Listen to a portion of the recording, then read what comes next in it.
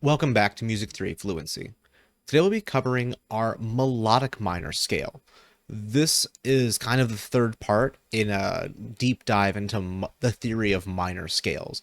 If you have not already learned about or deeply understand the natural minor scale and the harmonic minor scale, I would highly encourage going back to the two earlier videos in this to have a better understanding of where we are now and why we use a melodic minor scale. So now, assuming we fully understand these two forms of the minor scale already, we'll get on to the form that has the most uniqueness to it. And we'll be going over its strong connection to a major scale, which makes sense. The idea of us having a Western sounding melody is rooted in major melody tradition. And so, of course, our minor scale has a lot of differences. And that is why we also have so many forms of the minor scale to try to fix the minor scale and make it operate more like a major scale. We'll also have a excerpt to help us better understand and remember the logic behind this melodic minor form.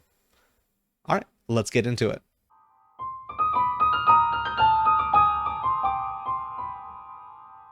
Now to get started talking about melodic minor, rather than starting off in our usual point of A minor with no sharps or flats in the key signature, I would rather like to start off with our C minor scale. And so, with our C minor scale,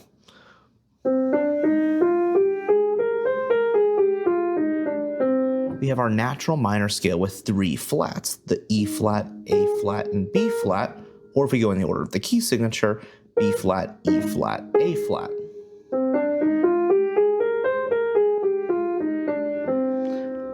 A lot like the major scale, except with a flat 3, flat 6, and flat 7.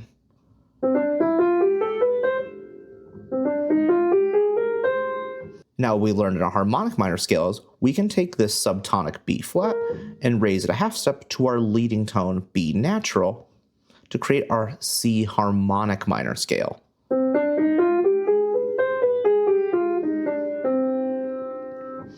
And we have the augmented second right here that gives us this Arabian type of sound or this Russian type of sound in our scale. And so the melodic minor scale's goal is to eliminate this augmented second in our melodies. A lot of people are smart and they would say, oh, great. Well, you need the B, you can't change the dominant G, and so the only note left to move is the A, and you're basically correct that we are going to move this A flat up to an A natural, changing our submediant by a half step. But it still is called the submediant, as regardless if we have a minor third or a major third, the mediant and submediant are allowed to be either type of third, depending on major or minor scale, and now also being dependent on whether it is a natural minor scale or a melodic minor scale.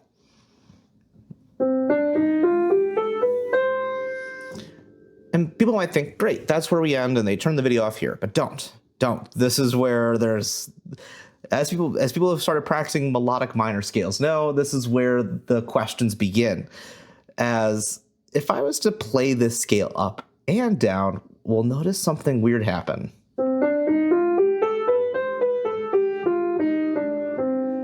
Did your ear catch it? The fact that when we get to the top of the scale, I've played so many notes of the C major scale, the ear starts to interpret the scale as a major scale, and the E flat starts to just sound like a wrong note.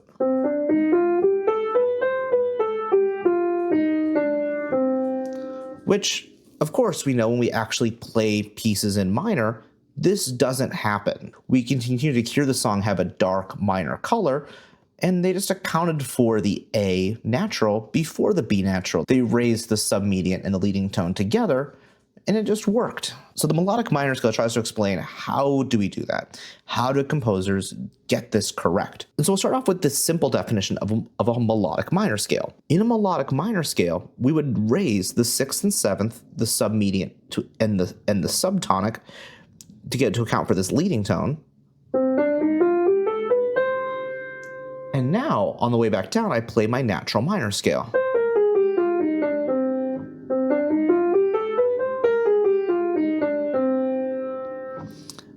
And And this keeps the sound of a minor key.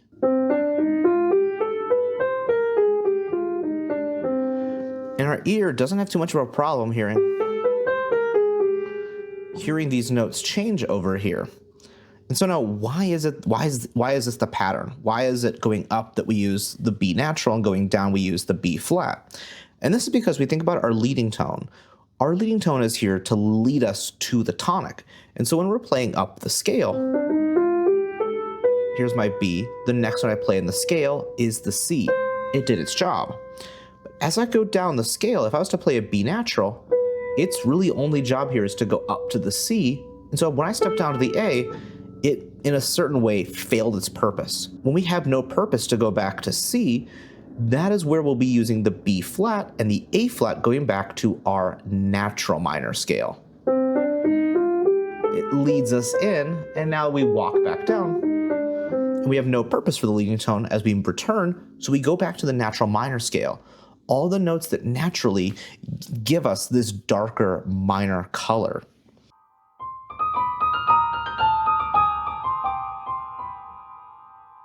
Let's now take some other examples. We'll go to A minor now. We'll take an easy one next. I have my A natural minor. I raise my seventh tone to a leading tone. And now I have my harmonic minor scale. I would raise my submediant to account for it. And come back down on the natural minor scale. An easy way to double check your work is when you've gotten the ascending A minor scale, you now have a sharp 6 and sharp 7. If you raise your third tone as well, the mediant, you should be to the parallel major, A major. And this is a nice little shortcut for dealing with some of our harder to remember minor scales, is that we can work our way backwards from the major scale to the parallel minor, melodic minor scale. We can then take away the sixth tone to get to a harmonic minor, and then get rid of the leading tone, lowering it to the subtonic, and we're at a natural minor scale. Another nice cheaty way of helping us really connect all of our information together with our scales.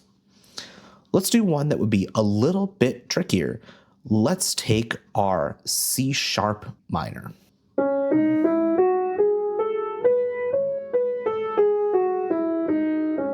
I have my C sharp natural minor.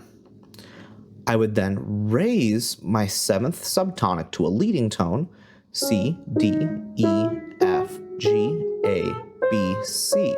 And this would be the scenario where we'd call this note the B sharp rather than a C natural. So we have to keep the language and the alphabet of a scale correct. C, D, E, F, G, A, B, C. And now for my C sharp melodic minor, I'll raise my submediant a half step. If I was to also raise my mediant, I should have a C sharp major scale. Yep, I can double check my work, and now we'll take our melodic minor scale, watching out for the return direction, lowering scale degrees 6 and 7, back down their half steps for the natural minor scale.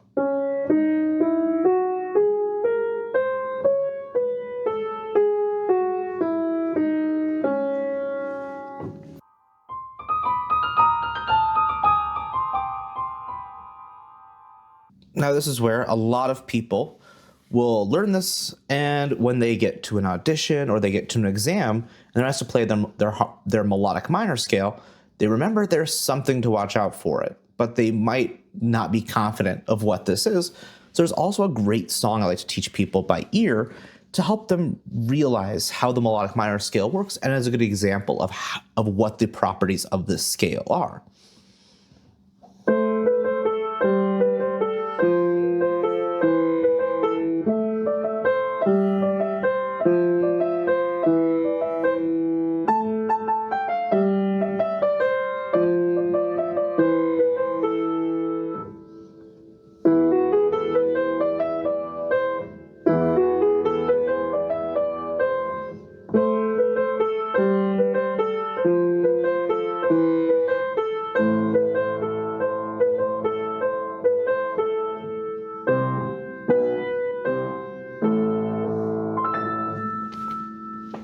And this is, of course, our Carol of the Bells, a great showcase piece for how the melodic minor scale works. At the very beginning, we start on our median, our third note of the minor scale. We then would copy this pattern a third higher on the dominant with all the same steps and skips. And with this E, D, C, and C, B, A, we get the 5 notes of an A minor 5-note scale or an A minor pentascale. Regardless of a natural minor, a harmonic minor, or a melodic minor, these 5 notes never change. They are the core of what minor sounds like. And now, when I get to the next idea over here,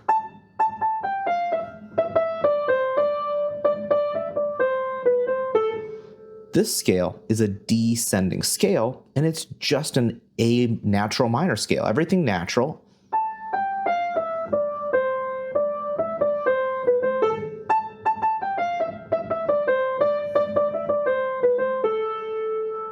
And now, our next idea doesn't start on the tonic, but it starts on the dominant note of the scale.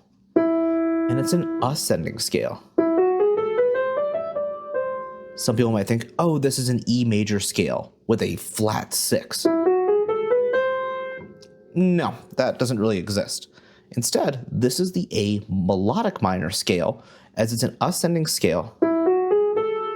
Going up to the A, it just starts on the dominant 5th note of the scale.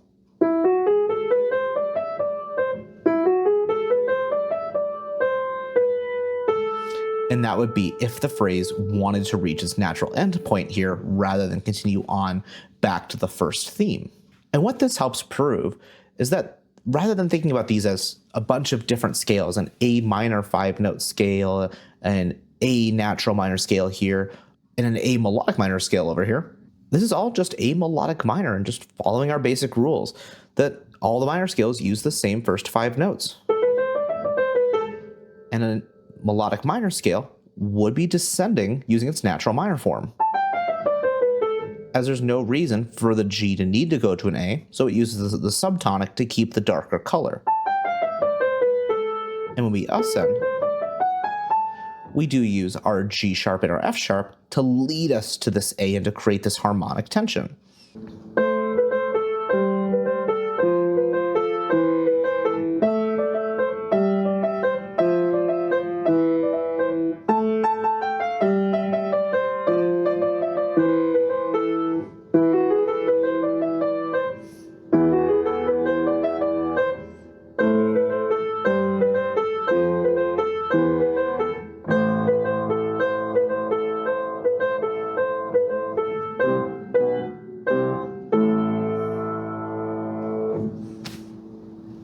Now with this excerpt and our knowledge of why the melodic minor scale works the way it does, this can help us to better recall this scale.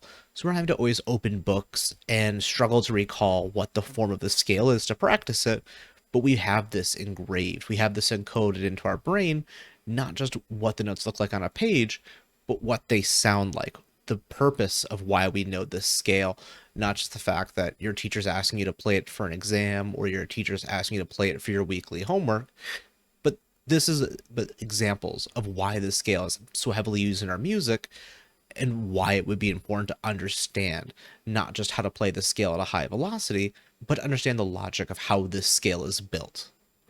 Happy practicing.